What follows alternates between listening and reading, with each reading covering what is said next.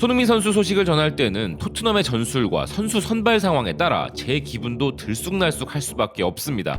허나 김민재 선수 소식을 전할 때만큼은 정말 믿기지 않을 정도로 벅차오르는 감정이 느껴지는데요. 이것은 현재 토트넘과 나폴리의 감독들이 보여주는 경기력과도 일맥상통합니다. 우승 청부사라 일컬어지는 콘테 감독에게는 그가 손흥민 선수에게 트로피를 안겨줄 것이란 믿음을 아직 갖고 있으면서도 가끔 팬으로서 전술적으로 아쉬움이 있는 반면 김민재 선수를 전적으로 믿고 신뢰해주는 현 유럽에서 최고로 핫한 감독인 스팔레티를 보고 있으면 김민재 선수를 한 단계 더 도약시키려는 그의 지도력에 고마운 마음과 대단하다는 생각이 먼저 드는데요. 그런 그의 눈부신 용병술이 또 한 번 발휘된 이번 볼로냐와의 3대2 대역전승 경기를 통해 그의 실력을 또 한 번 느낄 수 있었고, 스팔레티 감독의 나폴리는 이제 공식전 10연승이라는 놀라운 성적을 이어가고 있습니다. 영국 BBC는 그를 특별 기사로 재조명하며 과소평가된 천재 감독이라는 찬사를 내놓았는데요. 이 기사 안에서도 김민재 선수는 등장합니다. 스팔레티가 얼마나 뛰어난 감독인지를 설명하면서 팀의 멋진 스카우팅도 한몫했다는 예로 크바라츠헬리아와 함께 김민재 선수를 든 것입니다. 그리고 이번 경기에서는 나폴리의 연승만큼이나 놀라운 부분이 있었는데, 팀이 2실점을 했기에 그 책임에서 자유로울 수 없는 센터백 김민재 선수에 대해 나폴리에서는 도리어 엄청난 찬사가 이어지고 있다는 것입니다. 아레아 나폴리에 따르면 나폴리 최고의 레전드 수비수 주세페 브루스콜로티는 김민재 선수에 대해 김민재의 결단력은 정말 탁월했다. 이 선수는 매우 중요하다. 나와 비슷하며 정확한 플레이, 군더더기가 없고 클리어가 필요할 때 볼을 쓸어버린다. 게다가 경기 모든 상황에서 그를 찾을 수 있다 라면서 김민재 선수에 대한 극찬을 했다는 것인데요. 그런데 재미있게도 김민재 선수는 이제 브루스콜로티의 강철 기둥이란 별명을 계승하고, 심지어 그는 한국인이 아니라 이제 나폴리인이라는 거짓말 같은 극찬까지 받고 있는 상황입니다. 캄파니아 스포르트의 진행자 움베르토 키아리엘로는 현재 나폴리 수비진은 라흐마니가 없기 때문에 후안 제주스가 잘하고 있음에도 불구하고 수비진이 과거보다 더 많은 실점을 하고 있다. 허나 김민재는 다시 한번 괴물 같은 플레이를 했다. 그는 더 이상 한국인이 아니라 나폴리인이다. 김민재는 특별한 보루였으며 그는 브루스콜로티의 별명이었던 강철 기둥이라는 새로운 별명을 갖게 되었다라고 평가한 것인데요. 라흐마니의 부상 공백으로 인하여 포지션 변경까지 일어난 상황이고, 나폴리의 실점도 조금 늘어났지만 김민재 선수는 그야말로 철옹성과도 같았다는 것이죠. 스팔레티 감독의 인터뷰를 통해서도 김민재 선수의 위대함을 또 한 번 느꼈는데요. 애초 김민재 선수가 우측 센터백으로 늘 경기를 뛰어온 선수인데 그를 왼쪽 센터백 자리에 배치시켰음에도 지금까지 훌륭히 소화해냈었다는 것입니다. 이런 김민재 선수의 능력에 대해 언급한 수비수 출신의 전문가 도메니코 마이에타는 라흐마니의 부재는 나폴리에게 다소 부담스럽다. 김민재와 라흐마니는 경이로운 커플이기 때문이다. 라흐마니의 회복 기간이 그리 길지 않더라도 부담스러운 결장이지만 나폴리는 여전히 완전한 팀이다.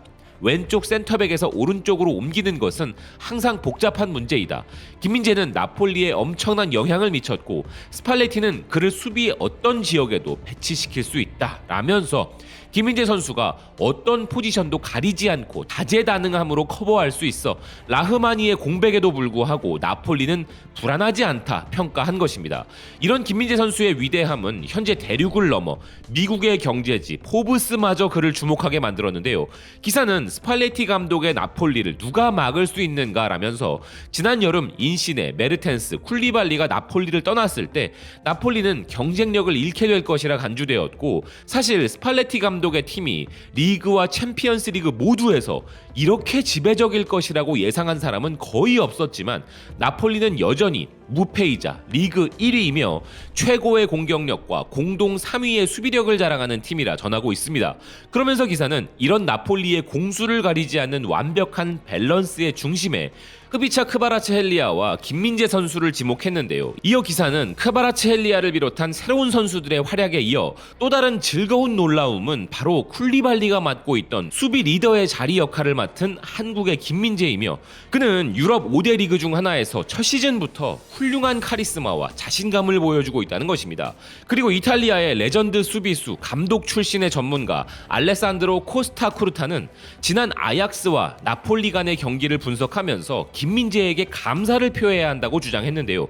일반적으로 우리는 공격에 대해서만 이야기하지만 나폴리의 수비에는 벽이 있다. 크바라첼리아와 더불어 잘하고 있는 김민재에게도 감사를 표해야 한다. 라면서 김민재 선수의 팀 공헌도에 대한 인정이 필요하다는 극찬을 내놓은 것입니다. 그리고 이탈리아 현지 기사에 김민재 선수에 대한 극찬 기사도 정말 기분 좋지만 실제로 중국 리그에 있을 때부터 김민재 선수에 대한 관심만 보이고 실제 유럽 리그에서도 먹힐 선수인지에 대한 의심을 갖고 있었던 영국의 시선이 담긴 기사들을 보고 있자면 통쾌함까지 느끼게 되는데요. 90미닛은 현재 챔피언스 리그를 찢어놓고 있는 나폴리의 3명의 영입생에 대한 특집 기사에서 김민재 선수에 주목했습니다.